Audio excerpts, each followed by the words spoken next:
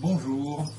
Alors, quelles que soient vos croyances actuelles, merci de me donner quelques minutes de votre temps. Ces quelques instants sont importants parce qu'ils pourraient changer votre vie et surtout votre vision du monde. Donc, toutes les données et toutes les informations que je vais vous communiquer sont inspirées de faits réels, de faits scientifiques, observés d'ailleurs depuis des millénaires. Pour le reste, ce sont des réalités physiques que la nature et que ma nature m'ont donné il y a maintenant quelques années. Je vais donc vous raconter l'histoire du monde et des religions. Comme moi, donc, vous savez que, et vous avez remarqué qu'autour de vous, il y a, dans la plupart des biotopes qui nous entourent, des cycles qui effectuent un éternel recommencement. Bon, il y a ce qu'on ne voit pas, comme les électrons autour des noyaux, des protons, des neutrons, etc. Il y a ce que l'on ne voit pas, la Terre qui tourne autour d'elle-même, qui tourne autour du Soleil, même si on peut le comprendre. Il y a également ce que l'on voit, comme les saisons, l'éternel recommencement des saisons. Il y a également la vie humaine, puisque quand on est bébé, on a du mal à marcher, à comprendre, on commence sa vie sans dents, sans cheveux, et puis une fois qu'on est adulte, on arrive à une plénitude, une apogée avec toutes nos facultés, puis on termine notre vie avec les mêmes difficultés qu'on a eues quand on était bébé. Donc c'est un cycle également, hein, sans cheveux, sans dents, avec des difficultés pour marcher, etc. On est tous programmés, nous, les êtres vivants, est composé d'ailleurs des mêmes cellules uniques, elles-mêmes structurées autour d'un ADN unique. Et à notre mort, nos cellules sont réparties dans la Terre au travers des microparticules, des micro-organismes, de l'humus, des corps élémentaires, en tout cas pour ceux qui sont enterrés, qui respectent le cycle normal de la vie, avec un retour à la Terre, et non pas ceux qui sont incinérés, bien sûr. Et donc, c'est les racines, les microparticules sous terre se nourrissent de nos composés organiques. Ensuite, les oiseaux vont se nourrir eux-mêmes des vers de terre, les taupes vont manger les vers, qui eux-mêmes peuvent être mangés par des chats et d'autres prédateurs. Donc nos cellules sont comme ça, disséminées, comme les graines d'une fleur, par le vent ou les abeilles, et elles sont à l'origine de nouvelles vies, de nouvelles formes d'existence. C'est le cycle naturel de la vie. À grande échelle, il en va de même pour l'univers. On sait aujourd'hui que les galaxies sont en expansion après avoir explosé à l'origine en partant d'un noyau d'énergie. Les experts ont appelé ce phénomène le Big Bang. C'est ce que l'on considère comme d'ailleurs un départ n'étant fait que la fin d'un cycle précédent. Et il y avait là une force vive, une force concentrée, certains peuvent l'appeler Dieu, qui a été amenée à se disperser pour créer de multiples entités capables de générer d'autres corps constitués comme les galaxies, les étoiles, les planètes, etc. Quelques milliards d'années ont été nécessaires pour faire évoluer l'expansion de cette force vive, et avant d'être amenée, dans quelques milliards d'années supplémentaires, à se reconcentrer. L'univers n'est pas infini, mais courbe, elliptique, c'est-à-dire qu'il va se reconcentrer pour recréer ce noyau d'origine. L'univers vibre, ondule, respire, se développe, se contracte, naît, vit et meurt dans le cadre d'un cycle, à l'image de toutes les entités vivantes sur Terre et ailleurs.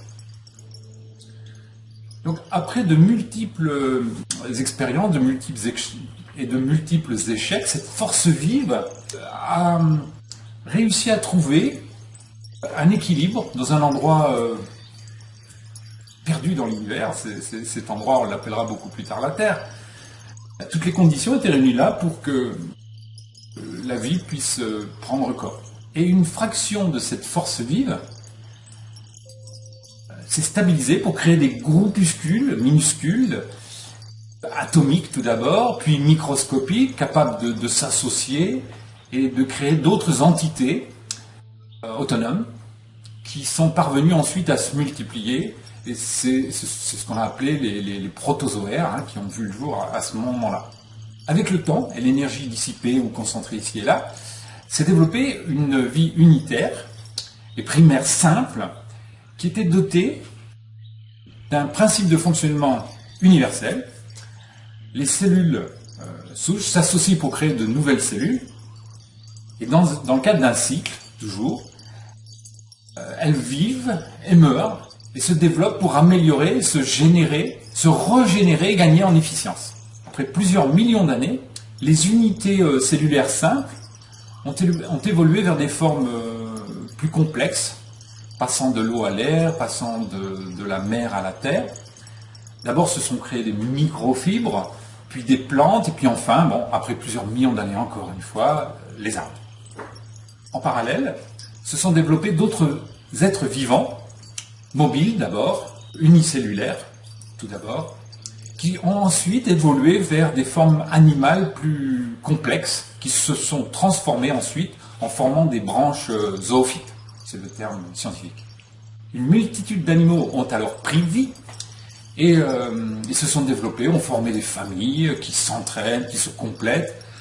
Les mêmes molécules d'ailleurs composent l'ensemble des corps vivants, animaux ou végétaux. La base est la même, mais ils s'assemblent et se dispersent différemment pour former en fait un ensemble cohérent. Pendant quelques millions d'années, la force vive, ce que certains appellent Dieu, la force vive intrinsèque globale, donc à sélectionner, à améliorer, supprimer des éléments, en tout cas ceux qui étaient les plus propices à évoluer vers des formes plus variées, plus élaborées. Et cette force vive, qu'on peut aussi appeler nature, qui est intégrée à la nature, cette force vive, la nature n'est pas parfaite, puisqu'il y a eu de nombreuses erreurs, beaucoup d'excès qui ont été réalisés, mais qui ont été corrigés, pour ne conserver que les éléments qui participaient à l'harmonie et aux équilibres de l'ensemble. Le point commun de cette évolution est que toutes les plantes et tous les animaux sont tous dotés d'un instinct de survie et de duplication qui les amène à la prolifération. Dans ce processus, les plus invasifs sont d'ailleurs amenés à disparaître parce que dès que leur biotope associé s'épuise, ils n'ont plus la nourriture qui leur permet de se développer et ils disparaissent eux-mêmes. C'est logique. Lorsqu'une espèce domine son environnement, si elle cannibalise ce qui la nourrit, avec l'extinction de l'alimentation, c'est l'espèce invasive qui disparaît elle-même. C'est une logique parfaitement explicite et implacable. Donc chaque espèce doit donc trouver un équilibre, a donc trouvé dans le passé un équilibre sous peine de se voir disparaître. En fait. Alors toutefois, si certaines familles s'éteignent, rien ne s'arrête jamais. Rien ne se perd, rien ne se crée, d'ailleurs tout se transforme en fait. C'est à partir des particules élémentaires qu'ont été créées des particules plus élaborées, plus complexes, mais en disparaissant, elles génèrent la vie d'autres éléments plus efficients. Le but, à travers les saisons, les cycles, les matières, la vie, la mort, c'est que à nouveau il y ait la vie, que rien ne s'arrête, que la nature cherche à tendre vers l'efficience et la perfection. Et dans cette évolution permanente, les intrants, les plus méritants d'ailleurs, sont récompensés parce que leur environnement leur permet d'avoir une descendance plus favorable à leur développement. Et c'est ainsi que les forces de la nature parviennent à un équilibre instable, mais tout le temps en mouvement, un petit peu à l'image d'un homme qui marche, qui est en déséquilibre, qui avance, mais qui est toujours en mouvement. Et après bien des trésors d'imagination et d'expérimentation, il suffit de voir autour de nous les miracles et les merveilles de la nature. C'est l'équivalent d'un jardin d'Éden qui s'est créé quelque part. Et c'est à ce moment-là que la nature, la force vitale, Dieu pour certains, a donc poursuivi son évolution, l'évolution de sa création, dans l'objectif de franchir une étape supplémentaire, une étape importante. L'instinct de ce développement, de cette force vive, était de donner la vie à une espèce plus élaborée, plus évoluée, qui puisse être dotée d'un pouvoir de réflexion, d'analyse, le but étant de parfaire la création et de donner un sens à la vie. Et c'est donc le meilleur de ces représentants et un environnement favorable qui a permis de voir survenir cette évolution dans la famille des êtres vivants. Et là aussi, plusieurs essais ont été tentés, beaucoup d'échecs, comme plusieurs autres. Un homme qualifié de Néandertal a disparu, faute de capacité à procréer, à subsister, à se développer. Mais une autre espèce est parvenue à traverser les âges et le temps. L'espace vital, c'est l'Homo sapiens, dont nous sommes tous descendants et qui sont nos ancêtres. Alors dans son ensemble maintenant, la nature possède un élément qui va pouvoir être représentatif,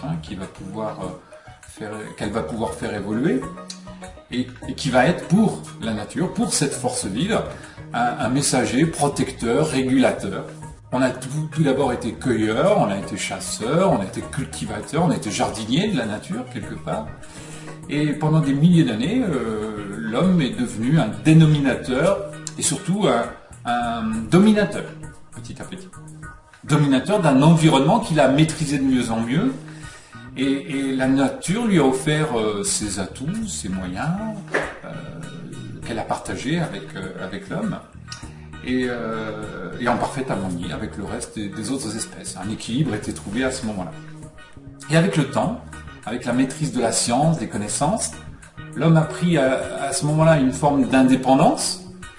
Il avait à ce moment-là, petit à petit, autorité sur la nature, qui n'a plus respecté comme l'entité qui était sa mère nourricière. Il a oublié ses origines quelque part. Et donc est survenue une déconnexion avec la nature à ce moment-là, et par méconnaissance et par inconscience, les hommes se sont inventés, donc il y a quelques milliers d'années maintenant, des dieux protecteurs qui étaient inquisiteurs, législateurs et même régulateurs, quoi, en fait. Les lois des dieux divinisées par les hommes, et puis les lois des hommes sont devenues supérieures aux lois de la nature, qui ne maîtrisaient plus ces sujets à ce moment-là. Donc au fil des siècles, l'homme continue à percer de nombreux secrets que la nature, que Mère Nature nous transmet, nous donne. Mais aujourd'hui, beaucoup de chimères, beaucoup de croyances supérieures ont pris l'ascendant sur des évidences naturelles, en fait. Il y a 1000 ans et plus, aucun prédicateur, aucun prophète ne savait d'ailleurs que nous respirions de l'oxygène qui était une pure création de la nature. Il ne le savait pas. Et de nombreux prophètes ont été convaincus par leur imagination qui leur donnait à croire qu'il existait un Dieu unique qui était dominateur et décideur de leur vie et qui leur demandait de suivre des règles qui étaient en fait des règles contre nature. De nombreuses religions incitent ou invitent les hommes à modifier les créatures de la nature. La circoncision ou l'ablation du clitoris sont clairement des actes contre nature.